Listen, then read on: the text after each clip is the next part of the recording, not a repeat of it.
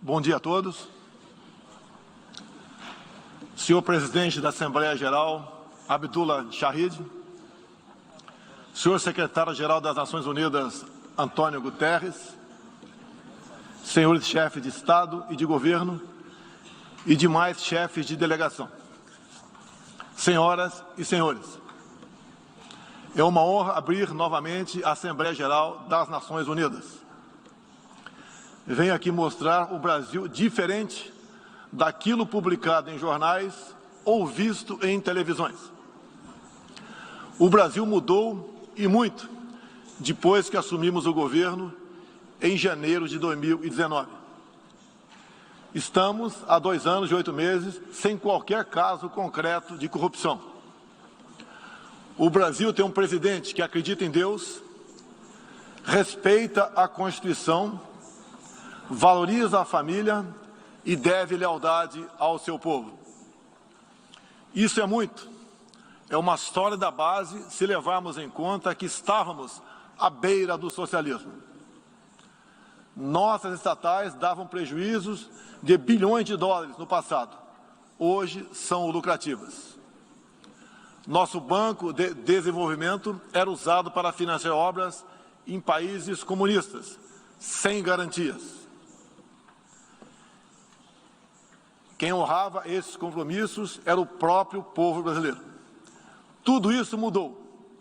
Apresento agora um novo Brasil, com sua credibilidade já recuperada diante do mundo.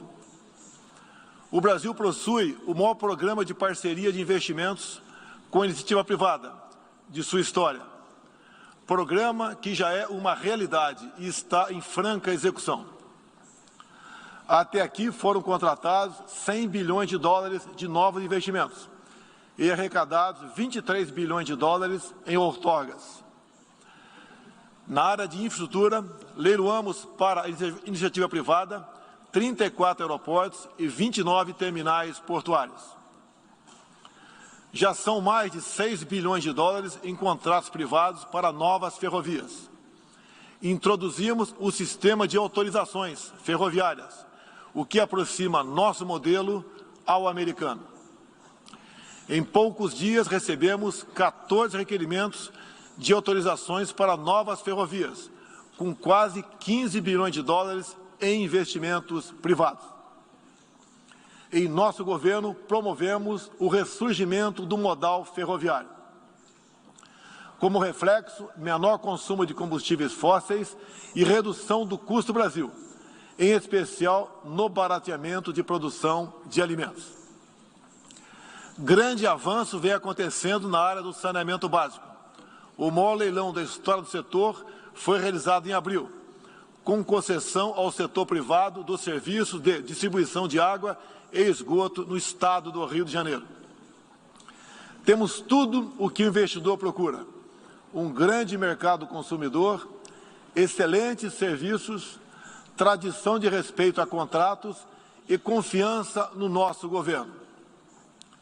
Também anuncio que nos próximos dias realizaremos o leilão para a implementação da tecnologia 5G no Brasil.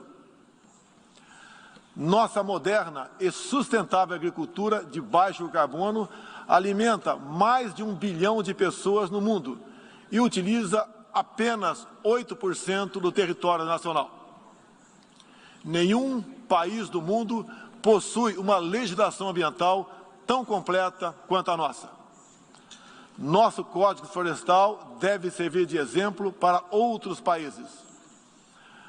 O Brasil é um país com dimensões continentais, com grandes desafios ambientais. São 8,5 milhões de quilômetros quadrados, dos quais 66%, 2/3, são vegetação nativa, a mesma desde o seu descobrimento em 1500. Somente no bioma amazônico, 84% da floresta está intacta, abrigando a maior biodiversidade do planeta. Lembro que a região amazônica equivale à área de toda a Europa Ocidental. Antecipamos de 2060 para 2050 o objetivo de alcançar a neutralidade climática.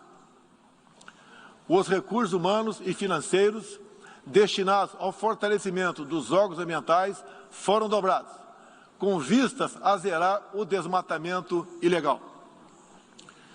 E os resultados desta importante ação já começaram a aparecer.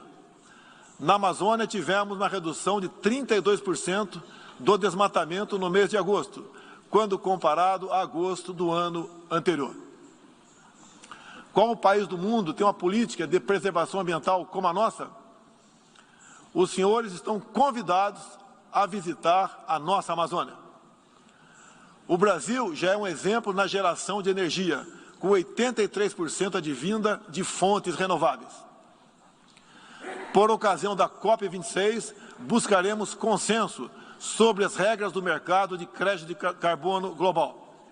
Esperamos que os países industrializados cumpram efetivamente seus compromissos com o financiamento de clima em volumes relevantes. O futuro do emprego verde está no Brasil. Energia renovável, agricultura sustentável, indústria de baixa emissão, saneamento básico, tratamento de resíduos e turismo. Ratificamos a Convenção Interamericana contra o Racismo e formas correlatas de intolerância. Temos a família tradicional como fundamento da civilização.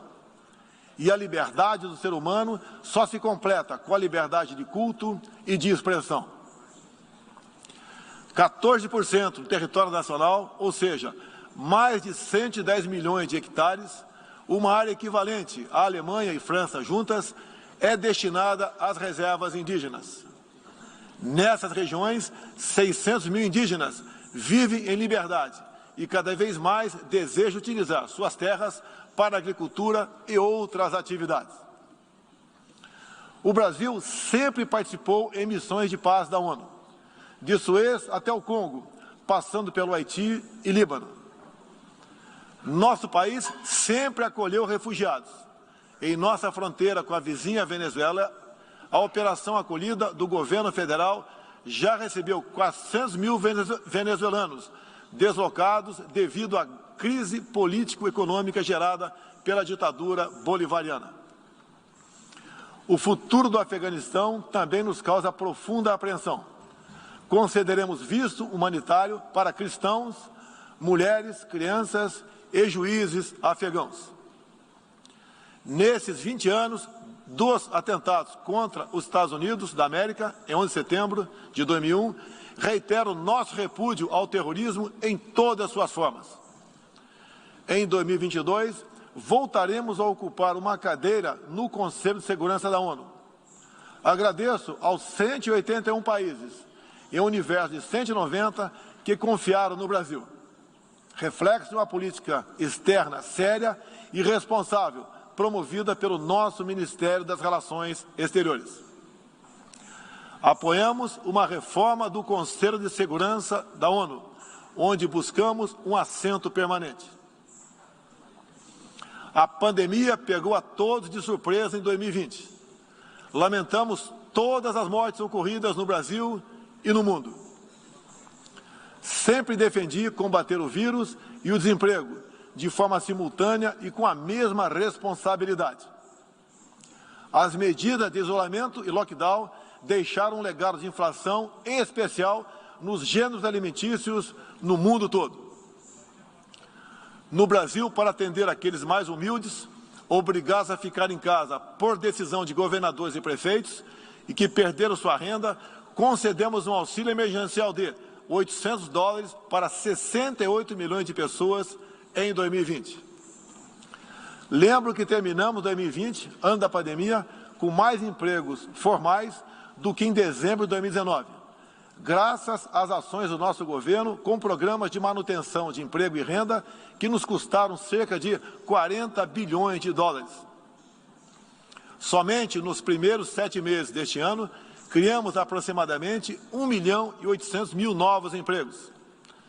Lembro ainda que o crescimento para 2021 está estimado em 5%.